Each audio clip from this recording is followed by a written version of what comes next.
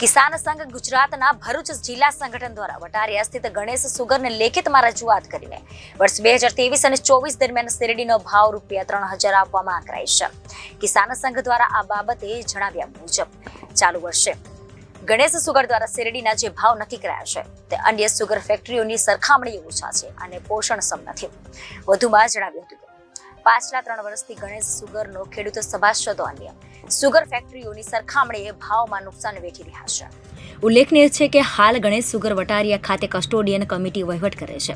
કિસાન સંઘની રજૂઆતમાં જણાવાયા મુજબ કસ્ટોડિયન કમિટી ગામે ગામ ફરીને પારદર્શક વહીવટ આપવાની વાતો કરે છે, પરંતુ બધી સગવડ હોવા છતાં સુગર દ્વારા ફક્ત 1300 ટન શેરડીનું પિલાણ કરાયું છે, જેને લઈને સભાસદો પર 4 થી 5 કરોડ રૂપિયાનો બોજો આવ્યો છે। ઉપરાંત સંસ્થાની પરિસ્થિતિ નાજુક હોવા છતાં નવા પ્લાન્ટ માટે આયોજન કરાય છે તે બાબત હાલના વહીવટકર્તાઓની મનમાની હોવાનું જાણવા મળ્યું છે। આ બાબતે કિસાન સંઘના ભરૂચ જિલ્લા પ્રમુખ સુધીરસિંહ અટોદરિયાએ જણાવ્યું હતું કે ગણેશ સુગર દ્વારા ચાલુ વર્ષે ખેડૂતોને અપાયેલા શેરડીનો ₹2500નો ભાવ યોગ્ય નથી અને ખેડૂતોને પોસાય તેમ નથી અને આ બાબતે વિરોધ વ્યક્ત કરતા ગત રોજ 2 તારીખના રોજ ખેડૂતો સુગરની ઓફિસે ગયા હતા, ત્યારે ચેરમેન કે અન્ય કોઈ ડિરેક્ટર હાજર રહ્યા ન હતા, તેથી તેઓ ઇરાદાપૂર્વક સુગર ખાતે હાજર ન રહ્યા હોવાની લાગણી ખેડૂતોમાં જણાઈ હતી। જ્યારે વર્તમાન કસ્ટોડિયન કમિટીના ચેરમેન મહેન્દ્રસિંહજી મહિડા સાથે ટેલિફોનિક વાત કરતા મારે કોઈને જવાબ આપવો નથી તેમ કહીને એમણે ચેરમેન તરીકે ન શોભે એવી ભાષાઓનો ઉપયોગ કરી ફોન કાપી નાખ્યો હતો। કિસાનોની ફક્ત એક જ માંગ છે, ધારીખેડા સુગર પંડવાઈ સુગરને સમકક્ષ ભાવ ગણેશ ખાંડ ઉદ્યોગ મંડળીના સભાસદોને મળવો જોઈએ। પારદર્શક અને ભ્રષ્ટાચાર મુક્ત વહીવટની મીઠી મીઠી વાતો કરનાર વર્તમાન કસ્ટોડિયન કમિટીની કાર્યશૈલી પર ખેડૂતોએ સવાલ ઉઠાવ્યા છે। વધુમાં જણાવ્યું હતું કે જો ખેડૂતોની માંગણી નહીં સંતોષાય તો ભવિષ્યમાં કિસાનો દ્વારા જે કોઈ નિર્ણય લેવામાં આવશે તેના પરિણામ માટે હાલની કસ્ટોડિયન કમિટી જવાબદાર રહેશે એવી ચીમકી ઉચ્ચારી હતી। અને 1000 રૂપિયાનો ભાવ ફરક એટલે 50 કરોડ રૂપિયા સભાસદોએ પહેલા જ વર્ષે આપી દીધા। ખાડો સાબિત થયો, ભ્રષ્ટાચાર સાબિત થયો, બધું પછીની વાત છે, પણ સભાસદો એટલે 50 કરોડ રૂપિયા આપી દીધા પહેલા વર્ષે। બીજા વર્ષે 300 રૂપિયાનો ફરક અને 4 લાખ પિલાણ, 4 તાલી 12 કરોડ રૂપિયા બીજા વર્ષે સભાસદોએ ફરીથી આપ્યા, એટલે 62 કરોડ રૂપિયા આપ્યા।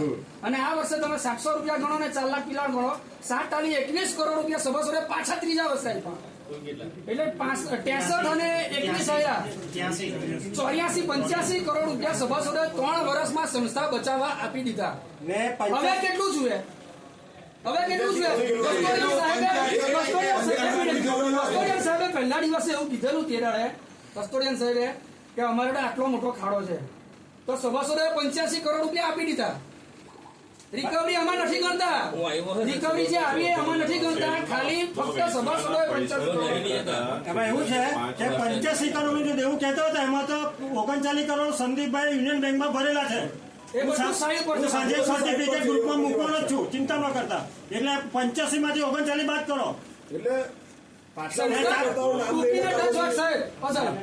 સભાસદોએ 100 કરોડ રૂપિયાની નજીક આ સંસ્થા બચાવવા યોગદાન આપી દીધેલું છે।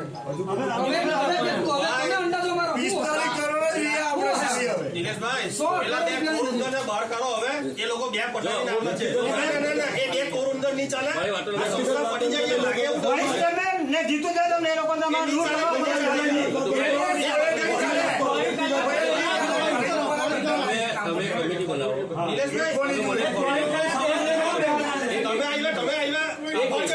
તમે 11, 51 જણની જે કમિટી